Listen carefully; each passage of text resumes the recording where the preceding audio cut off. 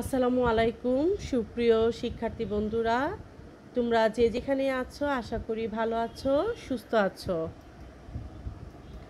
Online ক্লাসে তোমাদেরকে স্বাগত জানাচ্ছি। আমরা ক্লাস শুরু করার আগে কিছু বিষয় একটু জেনে নেই। দেখো, আমরা স্ক্রিনে দেখতে পাচ্ছি লালমাই পাহাড় কুমিল্লার ঐতিহ্য ও প্রাকৃতিক সৌন্দর্যের প্রতীক।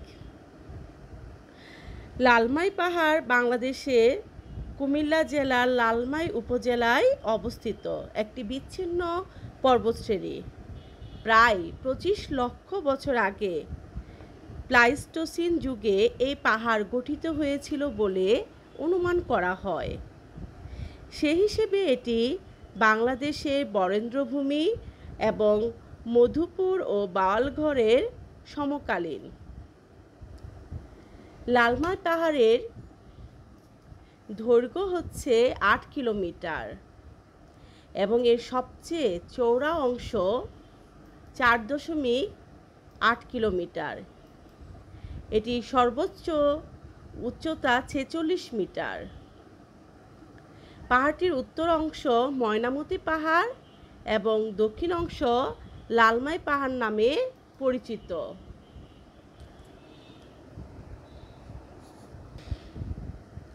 আমার প্রিয় শিক্ষার্থী বন্ধুরা, তারপর লক্ষ্য করো স্লাইডে এখন যে ছবিটি আমরা দেখতে পাচ্ছি এটি হচ্ছে পাহাড়পুর বৌদ্ধবিহার। আসো আমরা এই সম্পর্কে একটু জেনে নেই।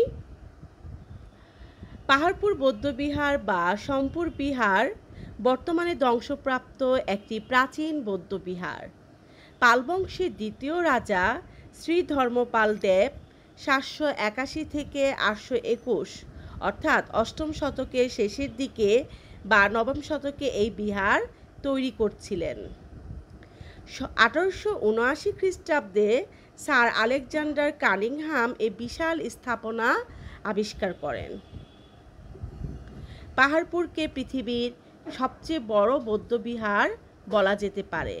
আয়তনে এর সাথে ভারতের নালন্দা মহাবিহারের তুলনা হতে পারে। এটি 300 বছর ধরে বৌদ্ধদের অতি বিখ্যাত ধর্ম শিক্ষাদান কেন্দ্র ছিল। শুধু উপমহাদেশের বিভিন্ন স্থান থেকে নয়, বরং চীন, তিব্বত, মায়ানমার, তদানীন্তন ব্রহ্মদেশ, মালয়েশিয়া, ইন্দোনেশিয়া প্রভৃতি দেশের বৌদ্ধরা এখানে ধর্মজ্ঞান অর্জন করতে আসতেন। খ্রিস্টীয় দশম শতকে বিহারের আচার্য ছিলেন অতীশ দীপঙ্কর শ্রীজ্ঞান। 1985 খ্রিস্টাব্দে ইউনেস্কো এটিকে বিশ্ব ঐতিহ্যবাহী স্থানের স্বীকৃতি প্রদান করে।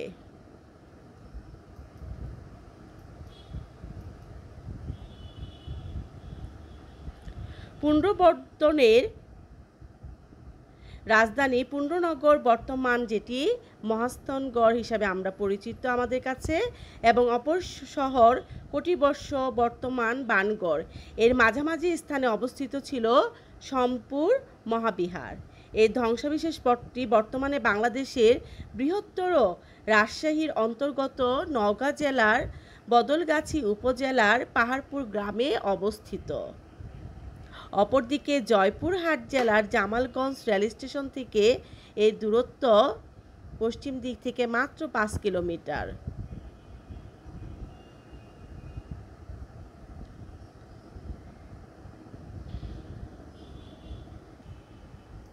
তারপরে লক্ষ্য করো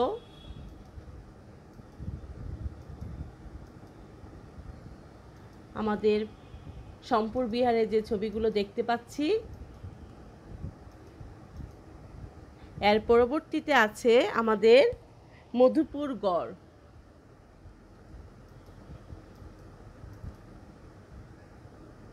মধুপুর গড় বা মধুপুর শালবন বা মধুপুর জঙ্গল বাংলাদেশের কেন্দ্রভাগে অবস্থিত একটি বৃহৎ বনভূমি বা উত্থিত এলাকা। মধুপুর গড় অঞ্চলটি উত্তর দিকে জামালপুর জেলার দক্ষিণ অংশ থেকে শুরু হয়ে দক্ষিণ দিকে নারায়ণগঞ্জ সদর উপজেলা ফতুল্লা থানা পর্যন্ত বিস্তৃত। টাঙ্গাইল ও গাজীপুর জেলা এবং ঢাকা শহরের অধিকাংশ এলাকায় এই গড় অঞ্চলের অন্তর্ভুক্ত। গড়টির উত্তর অংশ মধুপুর গড় এবং দক্ষিণাংশ ভাওয়ালগড় নামে পরিচিত। মধুপুর উপজেলায় অবস্থিত গড়ের অংশ নিয়ে মধুপুর জাতীয় উদ্যান এবং গাজীপুরের কিছু অংশ নিয়ে ভাওয়াল জাতীয় উদ্যান গঠিত হয়েছে।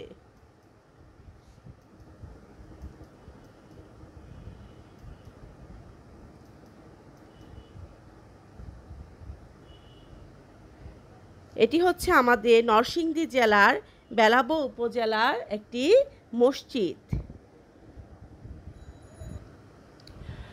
নরসিংদী সদর, শিবপুর, পলাশ, মনোহরদী, রায়পুরা ও বেলাব উপজেলা, এই 6টি উপজেলা নিয়ে নরসিংদী জেলা। 1978 সালে নরসিংদী মহকুমা এবং 1984 সালে নরসিংদীকে একটি পূর্ণাঙ্গ জেলায় পরিণত করা হয়। দক্ষিণ পূর্বাঞ্চল মেঘনা বিধৌত নিম্নভূমি, পশ্চিমাঞ্চল উচ্চ সমতল ভূমি, উত্তরাঞ্চলে ছোট ছোট পাহাড়, টিলা, ট্যাক, নয়নাবিরাম অরণ্য আবরণে আবৃত। এই জেলার উত্তরাঞ্চলে পাহাড়ি ভূমি বাংলাদেশের আদিভূমির অন্তর্গত।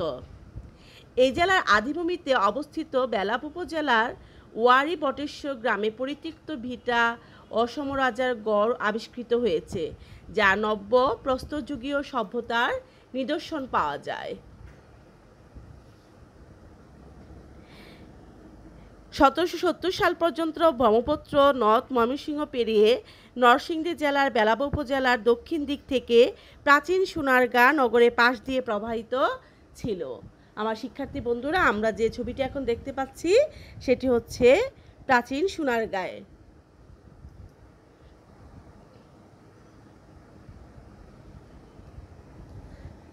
এখন আমরা আমাদের স্ক্রিনে যেটি দেখতে পাচ্ছি সেটি হচ্ছে বাংলার প্রাচীন প্রত্নতত্ত্ব ওয়ারী বটেশ্বর।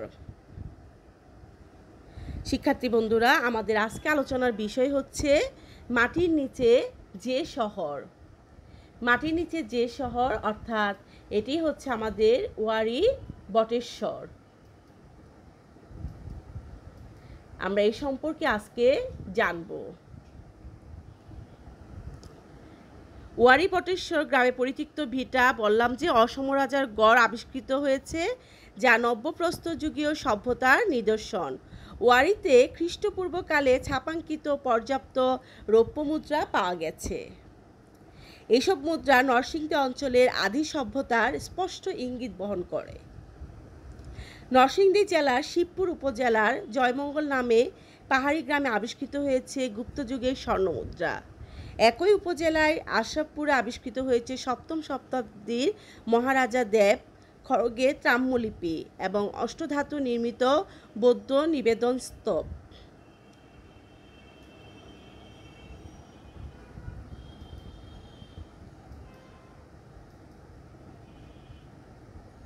এখানে ওয়ারী বটেশ্বরে মাটি খুঁড়ে যে সভ্যতার নিদর্শন পাওয়া যায় সেগুলো আমরা দেখতে পাচ্ছি। দেখো, এখানে যে ছবিগুলো আছে তাদের ব্যবহারের তৈজসপত্র, সেই সময়কার বাটখারা, হরপ্পা,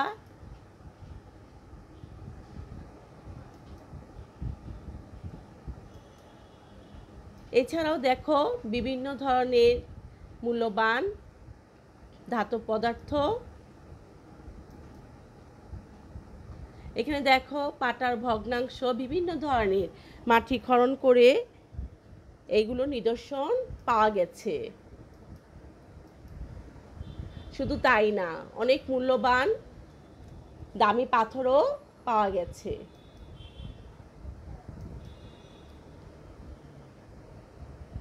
ওয়ারী বটেশ্বর, মাটির নিচে হারানো নগর। আমরা এটা বিভিন্ন স্লাইডে যে ছবিগুলো দেখেছি এতে বোঝা যাচ্ছে প্রাচীন সভ্যতার নিদর্শন।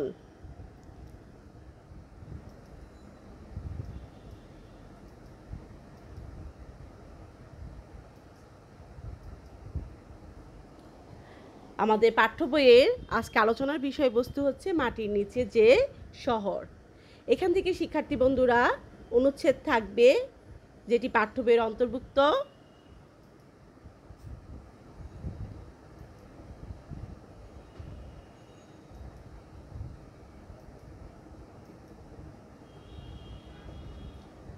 তাহলে আসো আমরা প্রত্যেকে বইটি সামনে রাখি।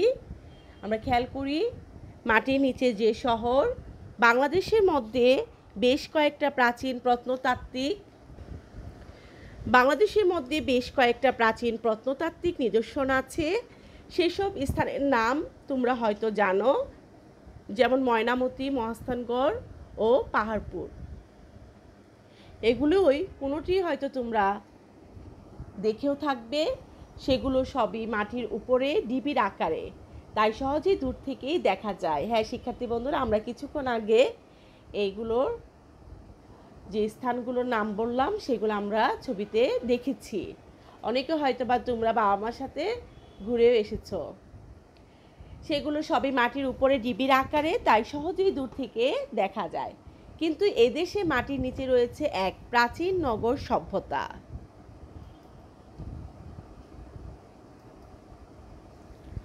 কুমিল্লার লালমাই আর বরেন্দ্র অঞ্চলের পাহাড়পুর এবং মহাস্থানগড়ের মতো মধুপুর গড়েরও অধিকাংশ ভূমির গঠন একই রকম। এই অঞ্চল মধুপুর গড় নামে পরিচিত। মৃত্তিকা বিজ্ঞানীগণ বলেন এই অঞ্চলের মাটি হাজার হাজার বছরের পুরানো। আজ থেকে বহু বছর আগে আমাদের এই দেশের ভূপৃষ্ঠ ঠিক এরকম ছিল না। খ্রিস্টপূর্ব 7 থেকে 6 শতকে বর্তমানে গঙ্গা নদীর তীরে সুসভ্য জনমানুষের বসতি ছিল। এখানে ছিল সুন্দর নগরী। এখনকার নরসিংদী দিয়ে বয়ে গেছে পুরাতন ব্রহ্মপুত্র নদ। 1770 সাল পর্যন্ত ব্রহ্মপুত্র নদ ময়মনসিংহ পেরিয়ে নরসিংদী জেলার বেলাবো উপজেলার দক্ষিণ দিক থেকে প্রাচীন সোনারগাঁ নগরের পাশ দিয়ে প্রবাহিত ছিল।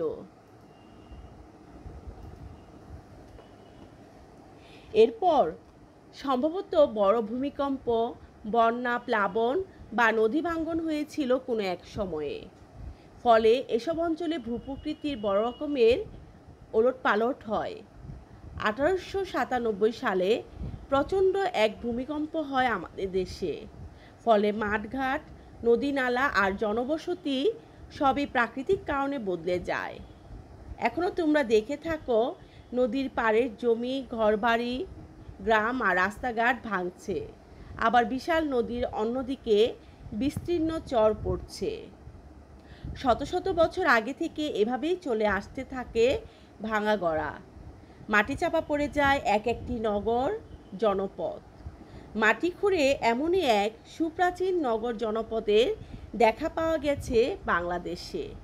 সেই স্থানের নাম নরসিংদী জেলার ওয়ারী বটেশ্বর। ওয়ারী বটেশ্বর ঢাকা থেকে 70 কিলোমিটার উত্তর পূর্বে নরসিংদীর বেলাবো ও শিবপুর উপজেলায় অবস্থিত। এটি একটি প্রত্নতাত্ত্বিক স্থান। শিক্ষার্থী বন্ধুরা, আমরা কিছুক্ষণ আগে স্লাইডে দেখেছি যে মাটি খুঁড়ে খুঁড়ে যে নগর সভ্যতার যে নিদর্শনগুলো পাওয়া গেছে সেগুলো আমরা বিভিন্ন স্লাইডে দেখেছি। আসলে ওয়ারী এবং বটেশ্বর পাশাপাশি দুটি গ্রাম। এই দুই গ্রামে প্রায়ই বিভিন্ন প্রত্নতাত্ত্বিক উপাদান পাওয়া যেত। 1933 সালে ওয়ারী গ্রামে শ্রমিকরা মাটি খনন করার সময় একটা পাত্রে জমানো কিছু মুদ্রা পায়। স্থানীয় স্কুল শিক্ষক মোহাম্মদ হানিফ পাঠান সেখান থেকে 20 থেকে 30টি মুদ্রা সংগ্রহ করে। এগুলো ছিল বঙ্গদেশের এবং ভারতের প্রাচীনতম রৌপ্য মুদ্রা। সেটাই ছিল ওয়ারী বটেশ্বরের প্রত্নতাত্ত্বিক নিদর্শন সংগ্রহের প্রথম চেষ্টা। তিনি তার ছেলে হাবিবুল্লাহ পাঠানকে এই সম্পর্কে সচেতন করে তোলেন। 1955 সালে বটেশ্বর গ্রামের শ্রমিকরা দুটি লৌহপিণ্ড ফেলে যান। ত্রিকোণাকার ও একমুখ চোখা ভারী লোহার পিণ্ডগুলো হাবিবুল্লাহ পাঠান বাবাকে নিয়ে দেখান। তিনি অভিভূত হন। 1956 সালে ওয়ারী গ্রামে মাটি খননকালে ছাপাঙ্কিত রৌপ্য মুদ্রার একটি ভাণ্ডার পান তিনি। তাতে 4000-এর মতো মুদ্রা ছিল। 1974 থেকে 75 সালের পর থেকে হাবিবুল্লাহ ওয়ারী বটেশ্বরের প্রচুর প্রাচীন নিদর্শন সংগ্রহ করেন। 1974 থেকে 75 সালের পর থেকে পরে তিনি সেগুলো জাদুঘরে জমা দেন। অনেক পরে 2000 সালে এখানে শুরু হয় খনন কাজ। নেতৃত্ব দেন জাহাঙ্গীরনগর বিশ্ববিদ্যালয়ে প্রত্নতত্ত্ব বিভাগের অধ্যাপক সুফি মুস্তাফিজুর রহমান। খনন করে পাওয়া যায় 2500 বছরের প্রাচীন দুর্গনগর। আরও পাওয়া যায় ইটের স্থাপত্য, বন্দর, রাস্তা, গলি, পোড়ামাটির ফলক, মূল্যবান পাথর, পাথরে বাটখারা, কাচের পুঁতি, মুদ্রা ভাণ্ডার। মুদ্রাগুলো ভারত উপমহাদেশের মধ্যে প্রাচীনতম। বিশেষজ্ঞদের ধারণা মাটির নিচে থাকা এই স্থানটি প্রায় 2500 বছরের পুরানো। সে সময় শীতলক্ষ্যা নদীর পাড়ে বিস্তীর্ণ অঞ্চল জুড়ে ছিল সুসভ্য মানুষজনের বসবাস। হ্যাঁ শিক্ষার্থী বন্ধুরা, আমরা যে নিদর্শনগুলো পেয়েছি বিভিন্ন ছবিতে স্লাইডে যে দেখেছি তা থেকে বোঝা যায় যে এখানে সুসভ্য মানুষজনের বসবাস ছিল নগর সভ্যতা। পূর্ব দক্ষিণ দিক দিয়ে ভৈরবের মেঘনা হয়ে এখানকার ব্যবসা বাণিজ্য সুদূর জনপদ পর্যন্ত প্রসারিত ছিল। ঐতিহাসিকদের ধারণা ব্রহ্মপুত্র নদ হয়ে বঙ্গোপসাগরের মধ্য দিয়ে ব্যবসা বাণিজ্য চলত। দক্ষিণ পূর্ব এশিয়া থেকে সুদূর রোমান সাম্রাজ্য পর্যন্ত ওয়ারী বটেশ্বর রাজ্যের যোগাযোগ ছিল। ওয়ারী বটেশ্বরের আশেপাশে প্রায় 50টি পুরনো জায়গা পাওয়া গেছে। আশেপাশে বিভিন্ন গ্রাম যেমন রাঙ্গারটেক, সোনারুতলা, কেন্দুয়া, মরজাল, টঙ্গী রাজার বাড়ি, মন্দির বিটা, জানখারটেক, টঙ্গীর টেকে প্রাচীন বসতির চিহ্ন পাওয়া যায়।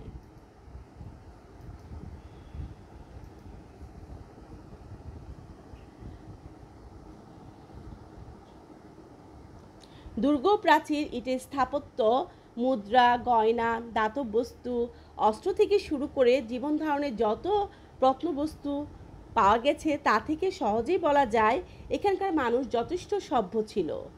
এই স্থানের বসতি এলাকাটি সম্ভবত রাজ্যের রাজধানী ছিল। অধ্যাপক সুফি মুস্তাফিজুর রহমান এর ধারণা এই প্রত্নতত্ত্ব স্থাপত্য অত্যন্ত সমৃদ্ধশীল আর যথাযথ পরিকল্পনায় ভরা। এই সভ্যতা প্রাচীনকালে সোনাঘরা নামে বিশ্বজুড়ে পরিচিত ছিল। ওয়ারী বটেশ্বর থেকে 8 কিলোমিটার দূরে অবস্থিত শিবপুর উপজেলা। এখানকার মন্দির ভিটায় এক বৌদ্ধ পদ্ম মন্দিরও আবিষ্কৃত হয়েছে। জানখারটেকে একটি বৌদ্ধবিহারের সন্ধান পাওয়া গেছে। ক্রমে ক্রমে আরও অনেক আশ্চর্য সব নিদর্শন পাওয়া যেতে পারে এই এলাকা থেকে।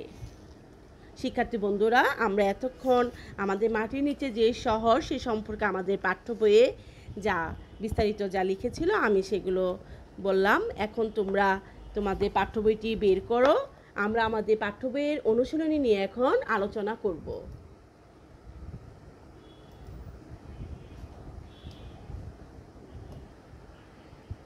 এক নম্বর প্রশ্নে বলা আছে শব্দগুলো পাঠ থেকে খুঁজে বের করি অর্থ বলি। আমি জানি তোমরা এই অর্থগুলোর সাথে পরিচিত। তারপর আমি বলছি প্রত্নতাত্ত্বিক, প্রত্ন শব্দের অর্থ অতি পুরাতন বা প্রাচীন। এই সম্পর্কিত যে তত্ত্ব তাকে বলা হয় প্রত্নতত্ত্ব। তবে প্রাচীনকালের জিনিসপত্র, মুদ্রা, অট্টালিকা ইত্যাদি বিচার করে এবং ইতিহাস খুঁজে যা বের করা হয় বা যেভাবে বের করা হয় তাকেই বলে প্রত্নতাত্ত্বিক। উপত্যকা, দুই পাহাড় বা পর্বতের মাঝখানের সমতল ভূমি বা নিচু ভূমি অথবা পাহাড় পর্বতের পাশের ভূমি।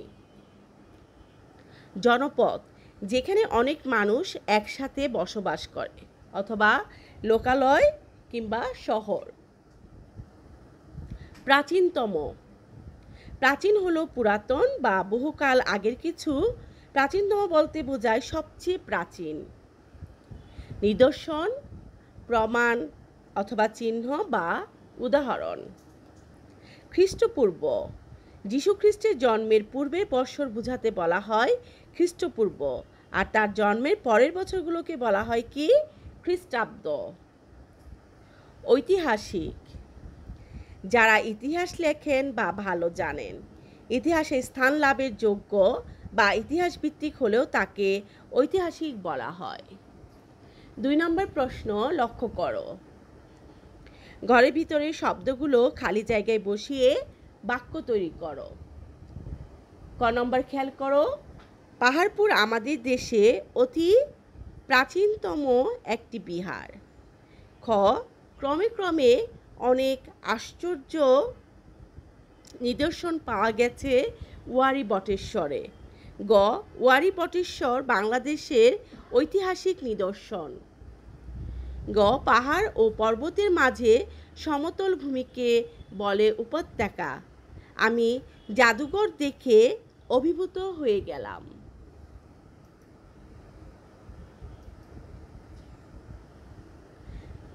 প্রশ্নগুলো উত্তর মুখে বলি ও লিখে। আমি আমার মতো করে উত্তরগুলো বলছি, তোমরা তোমাদের মতো করে এই ক্লাসের আলোকে এবং তোমাদের মতো করে লিখতে পারবে।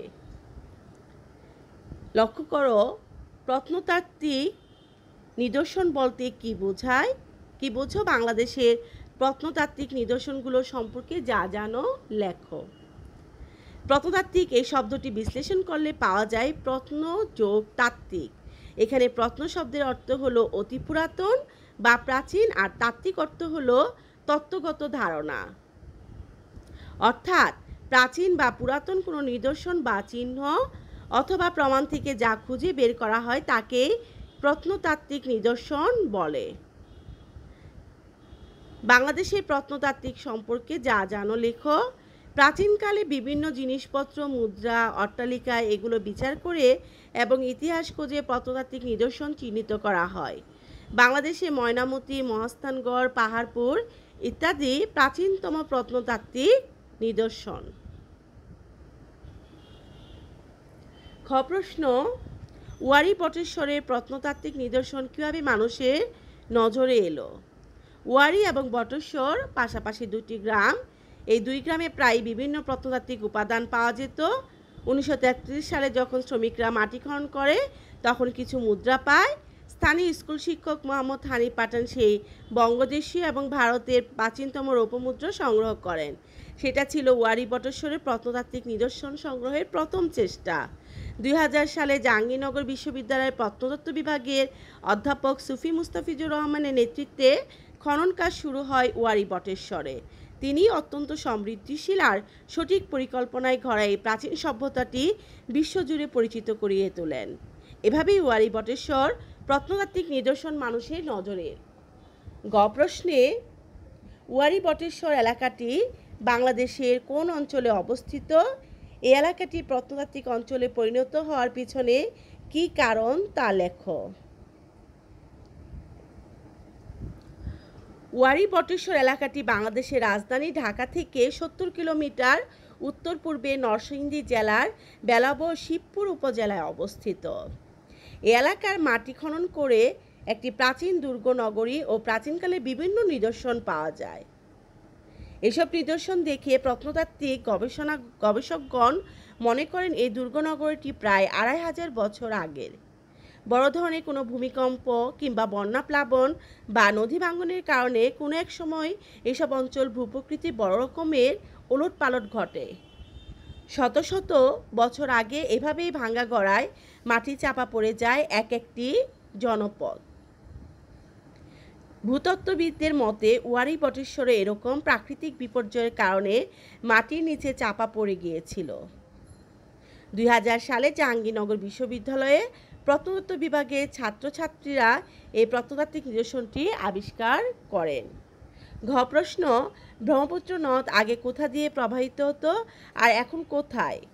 ব্রহ্মপুত্র নদ আগে অর্থাৎ 1770 সাল পর্যন্ত ময়মনসিংহ পেরিয়ে নরসিংদী জেলার বেলাবর দক্ষিণ দিক থেকে প্রাচীন সোনারগাঁ নগরের পাশ দিয়ে প্রবাহিত ছিল। বর্তমানে পুরাতন ব্রহ্মপুত্র নদ নরসিংদী দিয়ে বয়ে গেছে। ও কোন কোন নিদর্শন থেকে ওয়ারী বটেশ্বরের সময়কাল জানা যায়? ওয়ারী বটেশ্বর একটি প্রাচীনতম নিদর্শন। 2000 সালে জাহাঙ্গীরের নগরে বিশ্ববিদ্যালয়ের প্রত্নতত্ত্ব বিভাগের অধ্যাপক সুফি মুস্তাফিজুর রহমানের নেতৃত্বে ওয়ারী বটেশ্বরের খনন কাজ শুরু হয়। ওয়ারী বটেশ্বর খনন করে প্রাচীন নিদর্শন সমূহ যেমন দুর্গনগর, ইটের স্থাপত্য, বন্দর, রাস্তা, গলি, পোড়ামাটির ফলক, মূল্যবান পাথর, পাথরে বাটখারা, কাচের পুঁতি, মুদ্রা ভাণ্ডার ইত্যাদি পাওয়া যায়। আর এইসব নিদর্শনসমূহ থেকে ওয়ারী বটেশ্বরের সময়কাল জানা যায়। ওয়ারী বটেশ্বর এলাকাটি সম্পর্কে ঐতিহাসিকগণ যে ধারণা করেছেন তা বর্ণনা করো। শিক্ষার্থী বন্ধুরা, আমি এতক্ষণ যে আলোচনা করেছি আমাদের লাস্ট কোশ্চেন যেটি আছে সেটি থেকে তোমরা উত্তরটি পেয়ে যাবে। আর একটু লক্ষ্য করো, আমাদের পাঠ্য বইয়ে একটু প্রিন্টিং মিস্টেক হয়েছে, সেটি হচ্ছে ক খ গ, দেখো দুইবার এসেছে, গ ঘ ও চ। আমি মুখে বলেছি, তোমরাও বুঝে নিবে। তারপর আসো আমরা পরের কোশ্চেনগুলো লক্ষ্য করি, বিশেষভাবে লক্ষ্য করি। দেখো এখানে ছাপাঙ্কিত, ছাপা হলো দাগ বা চিহ্ন দেওয়া, কোনো কিছুর উপর ছাপ দিয়ে অঙ্কন করা। বাংলাদেশের মুদ্রার উপর শাপলা ফুল ছাপাঙ্কিত আছে। এখানে দুটি শব্দ দেখো, ছাপ যোগ অঙ্কিত মিলে হয়েছে ছাপাঙ্কিত। এরকম দুই শব্দের মিলন হলে তাকে কি বলে? সন্ধি বলে। যেমন নীল যোগ আকাশ, নীল আকাশ। তোমরা উপরের ক্লাসে যখন উঠবে তখন এই সম্পর্কে বিস্তারিত জানবে।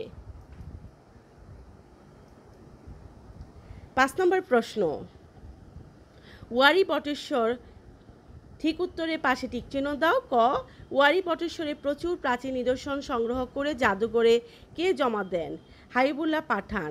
একটি বৌদ্ধবিহারের সন্ধান পাওয়া গেছে জানখার টেকে। কোন নদী পাহাড়ে বিস্তীর্ণ অঞ্চল জুড়ে ছিল সুসভ্য মানুষজনের বসবাস? শীতলক্ষা। ব্রহ্মপুত্র নদ বয়ে গেছে কোন অঞ্চলের পাশ দিয়ে? নরসিংদী। এই সভ্যতা প্রাচীনকালে কি নামে বিশ্বজুড়ে পরিচিত ছিল? সোনাগড়া।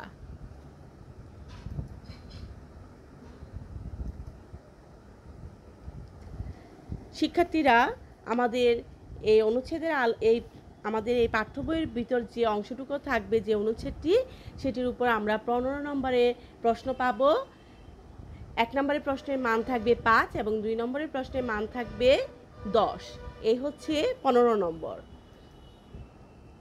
দেখো অনুচ্ছেদটি, বাংলাদেশের মধ্যে বেশ কয়েকটি প্রাচীন প্রত্নতাত্ত্বিক নিদর্শন আছে, যেমন ময়নামতি, মহাস্থানগড় ও পাহাড়পুর। এগুলো সবই মাটির উপরে ডিবির আকারে, তাই সহজে দূর থেকে দেখা যায়।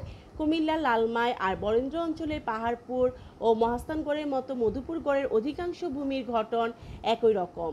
মৃত্তিকা বিজ্ঞানীগণ বলেন, মধুপুরগড় অঞ্চলের মাটি হাজার হাজার বছরের পুরানো, কিন্তু এই দেশের মাটির নিচে রয়েছে এক প্রাচীন নগর সভ্যতা। সেই সভ্যতাটি হয়েছে ওয়ারী বটেশ্বর। এটি ঢাকা থেকে 70 কিলোমিটার উত্তর পূর্বে নরসিংদীর বেলাবো ও শিবপুর উপজেলায় অবস্থিত। এটি একটি প্রত্নতাত্ত্বিক স্থান। আসলে ওয়ারী ও বটেশ্বর পাশাপাশি দুটি গ্রাম। 1933 সালে ওয়ারী গ্রামের শ্রমিকরা মাটি খনন করার সময় কিছু মুদ্রা পায়। স্থানীয় স্কুল শিক্ষক মোহাম্মদ হানিফ পাঠান সেখান থেকে 20-30টি মুদ্রা সংগ্রহ করেন। এগুলো ছিল বঙ্গভারতের প্রাচীনতম রৌপ্য মুদ্রা। 1955 সালে বটেশ্বর গ্রামের শ্রমিকরা দুটি ত্রিকোণাকার ও একমুখ চৌকা ভারী লৌহপিণ্ড ফেলে যান। হানিফ পাঠানের ছেলে হাবিবুল্লাহ পাঠান এগুলো সংগ্রহ করেন। 1956 সালে ওয়ারী গ্রামে মাটি খননকালে 4000-এর মতো ছাপাঙ্কিত রৌপ্য মুদ্রা পাওয়া যায়। 1974 থেকে 75 সালের পর থেকে হাবিবুল্লাহ ওয়ারী বটেশ্বরের প্রচুর প্রাচীন নিদর্শন সংগ্রহ করেন এবং জাদুঘরে জমা দেন। 2000 সালে জাহাঙ্গীরনগরের বিশ্ববিদ্যালয়ের প্রত্নতত্ত্ব বিভাগের অধ্যাপক সুফি মুস্তাফিজুর রহমানের নেতৃত্বে এখানে শুরু হয় খনন কাজ। বিশেষজ্ঞদের ধারণা, 2500 বছরের পুরনো এই দুর্গনগর প্রাচীনকালে সোনাগড়া নামে বিশ্বজুড়ে পরিচিত ছিল। আমাদের এই অনুচ্ছেদের আলোকে প্রশ্ন থাকবে, নিচে যে কোনো 5টি শব্দের অর্থ লিখো। প্রাচীন নিদর্শন, প্রত্নতাত্ত্বিক, খনন, রৌপ্য মুদ্রা, জাদুঘর, দুর্গ। তাহলে প্রাচীন শব্দটির অর্থ কি? বহুকাল পূর্বে, নিদর্শন, চিহ্ন বা উদাহরণ। প্রত্নতাত্ত্বিক আমি এর আগেও আলোচনা করেছি। খনন, মাটি খোঁড়ার কাজ। রৌপ্য মুদ্রা, রূপার তৈরি মুদ্রা। জাদুঘর, ঐতিহাসিক মূল্য আছে এমন স্থাপত্য, ভাস্কর্য প্রভৃতি। পুরাকীর্তির সংগ্রহ, সংরক্ষণ ও প্রদর্শনশালা। দুর্গ, প্রাচীর বা দেওয়াল ঘেরা সেনানিবাস। আমার 2 নম্বর প্রশ্ন, বাংলাদেশের 2টি প্রত্নতাত্ত্বিক স্থানের নাম লেখো। একটি কি ময়নামতি, 2 নম্বর হচ্ছে মহাস্থানগড়। আমরা আলোচনা থেকে জেনেছি। খ প্রশ্নে বলা হচ্ছে প্রত্নতাত্ত্বিক নিদর্শন সংরক্ষণ করা দরকার কেন? 4টি বাক্যে লেখো। শিক্ষার্থী বন্ধুরা, আমাদের প্রত্নতাত্ত্বিক নিদর্শন সংরক্ষণ করা প্রয়োজন, এগুলো আমাদের ঐতিহ্যের বাহক হিসেবে কাজ করবে।